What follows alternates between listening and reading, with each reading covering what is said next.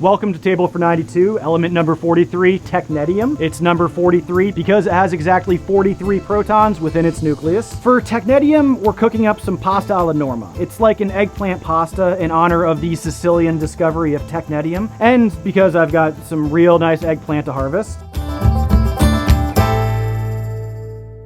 Technetium would be the only element discovered in Italy, and it isn't really found in foods and definitely has no biological role, as it is super radioactive. It was one of those elements that had been hypothesized for generations, and even though everyone knew it existed since there was this like clear blank spot on the periodic table, it took a really long time for Technetium's discovery to be actualized.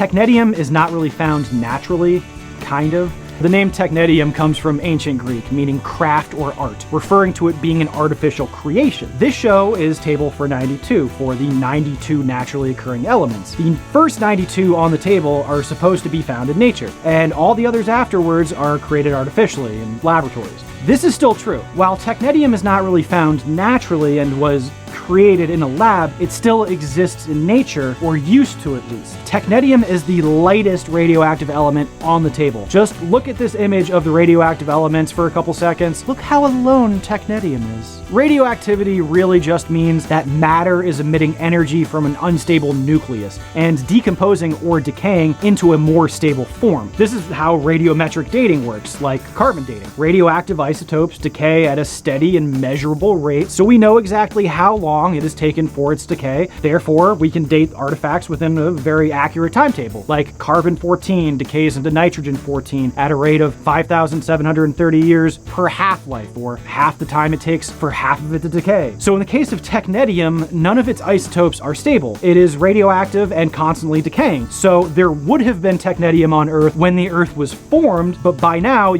billions of years later, all the Technetium has decayed into more stable forms. Technetium's most stable isotope, Technetium-98, decays halfway into Ruthenium-98 every 4.2 million years. So poof, all the Technetium originally on Earth has decayed into other stuff. This is the reason Technetium was so hard to discover over the centuries. Back when Mendeleev was putting together the earliest periodic table in the late 1860s, or at least the earliest better version of it, there were still a lot of pieces missing. So Mendeleev got kind of creative and more or less guessed what elements would be in these missing places. But row 7, where Technetium would fall into, was still quite a mystery. Only manganese had been found up to that point. So Mendeleev and other chemists had, very little to work on hypothesizing the properties of other elements in row 7. And on top of that, they had no idea that Technetium would be radioactive because the discovery of radioactivity was still like 25 years off. Many false discoveries over the years would be made, but never were substantiated or replicable by other chemists. In 1828, 1846, 1847, 1877, 1896, 1909, and 1925, claims were made to fill in number 43 on the periodic table, but they would either be other elements or alloys of other elements. Some of the names that were proposed for what would eventually be called Technetium were davium, elenium, lucium, mastrium, and nipponium. Yeah, it does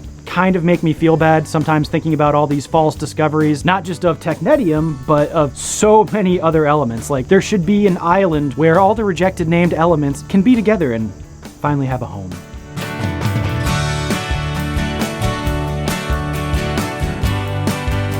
Finally, in 1937, on a beautiful day in beautiful Palermo, Carlo Penier and Emilio Segre would synthesize that long sought-after element, Technetium. Segre was a professor at the University of Palermo and was really the team leader in the endeavor, but he had been working with the Lawrence Berkeley Radiation Laboratory in California for a year or so and was sent some plates of molybdenum that had been irradiated with deuterons. From that, Segre and his team were able to isolate Technetium isotopes. That, through comparative analysis, they were able to confirm that it came from an element with 43 protons within its nucleus. I just want to imagine Segre and Penier having sat down for a meal together of pasta alla norma while figuring all of this out. Okay, 3 things here.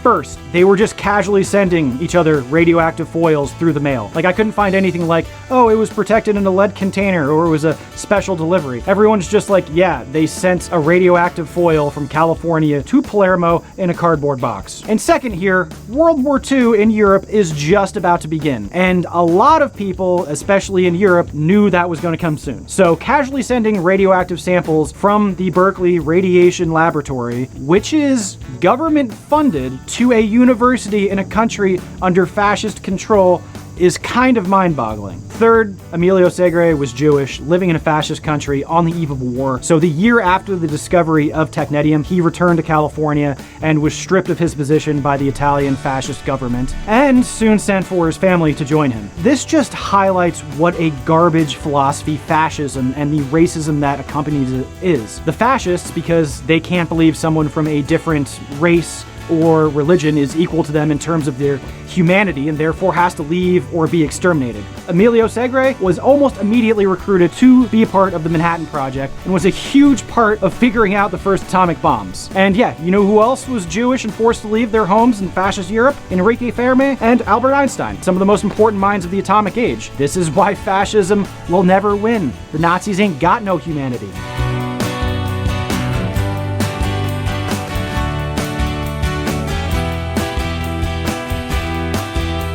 So, technetium, the hidden element found in beautiful Palermo, and a reminder that fascism is a garbage philosophy. Well, one for me, one for Emilio. Thanks. See you next time.